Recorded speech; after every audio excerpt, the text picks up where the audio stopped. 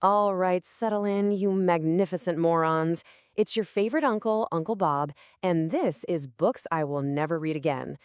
And folks, today we are diving headfirst into a book so spectacularly miserable, it makes a root canal look like a day at the beach. Yep, that's right. We're talking about E.M. Cioran's Festival of Frowns, The Trouble with Being Born. Now, this isn't so much a book as it is a 200-page cry for help that just never gets around to asking. It's the literary equivalent of stepping in something wet while you're wearing socks, and I, for one, am going to enjoy tearing it to shreds. Let's do this. Okay, so first up, let's meet the maestro of misery himself, Emile Cioran. This fellow wasn't just bummed out, he was an Olympic-level whiner. We're talking about a guy who turned complaining into his life's work. You just know he'd look at a beautiful sunset and just mutter, "Great, now I gotta deal with the night." So what is this masterpiece all about? Well, it's a bunch of aphorisms, which is just a fancy pants word for thoughts you'd have after eating a bad burrito. And the big idea, the main takeaway, is that being born was just a terrible, terrible mistake. It's like reading a teenager's diary, except it was written by a grown man who really should have gotten a hobby.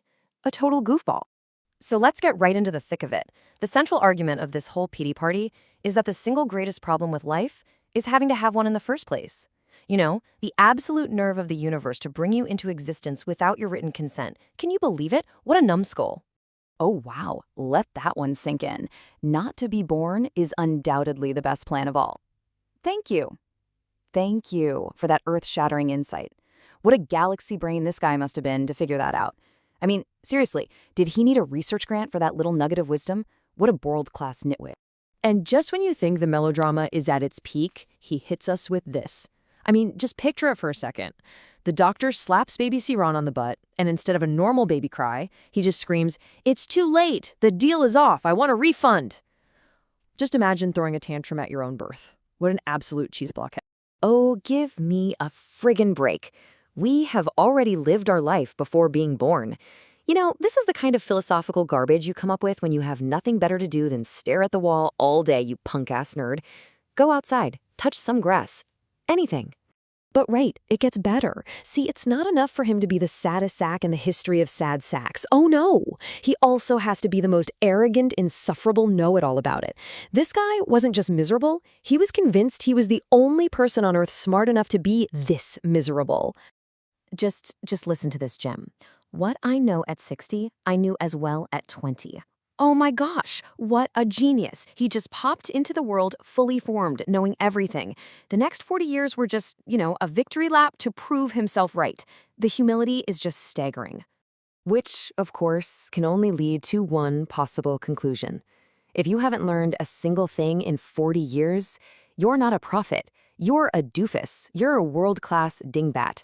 You spent 4 decades admiring your own reflection and had the nerve to call it verification? Unbelievable. And here it is, the cherry on top of the arrogance sundae. He's not just patting himself on the back, he's saying that we, you and me, are all a bunch of mouth-breathing idiots. He thinks he's the only one looking for the truth. So not only is he a knuckle-dragger, he thinks the rest of us are too? The nerve! All right, let's get to my favorite part of the show.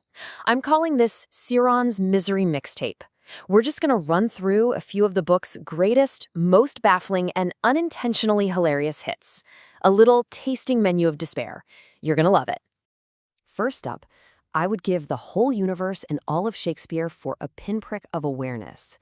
Good Lord, this is the kind of profound thought you get from philosophy for bicycle seat sniffers. The whole universe for a little bit of awareness? Settle down, buddy. It's just a thought. Have a cookie. And how about this one? This guy must have been a real blast at family gatherings. Can you imagine? Hey, Emil, great to see you. How are the kids? Oh, I strangled them. The future's looking pretty bleak. What an absolute piss clown. And don't you love the hypocrisy? He says, it is easier to get on with vices than with virtues. And then he turns around and calls his own life and existence constantly transfigured by failure. Let me tell you something, pal. Your biggest vice was being a crusty bozo who was allergic to joy. Oh no, the horror. A pregnant woman, the very symbol of new life and hope. Somebody hide this man from the corpse bearer. This isn't deep thinking, people. This is a world-class nitwit who's terrified of the circle of life. What a baby. But you know what? I gotta hand it to him on this one. He's right. Life is nothing, death, everything. 'Cause after reading this book, life certainly feels like nothing, and I am actively begging for the sweet release of death. So, congrats, Emil. You nailed it. Well, we've done it. We've made it through the swamp of sadness.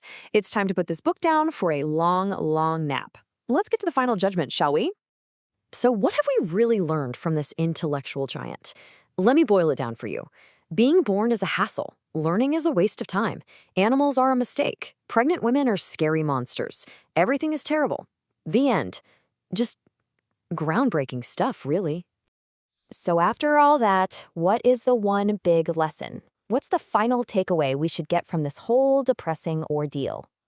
Here's my own aphorism for you. The real trouble with being born isn't existence. It's the small but terrifying chance that you might get stuck sitting next to this guy at a dinner party. Now that is a fate worse than death. So to Emil Cioran and his sad little book, I have just 2 words. Buzz off, you silly goose. And to all of you, for the love of God, do not read this book. I took one for the team. You're welcome. Catch you next time.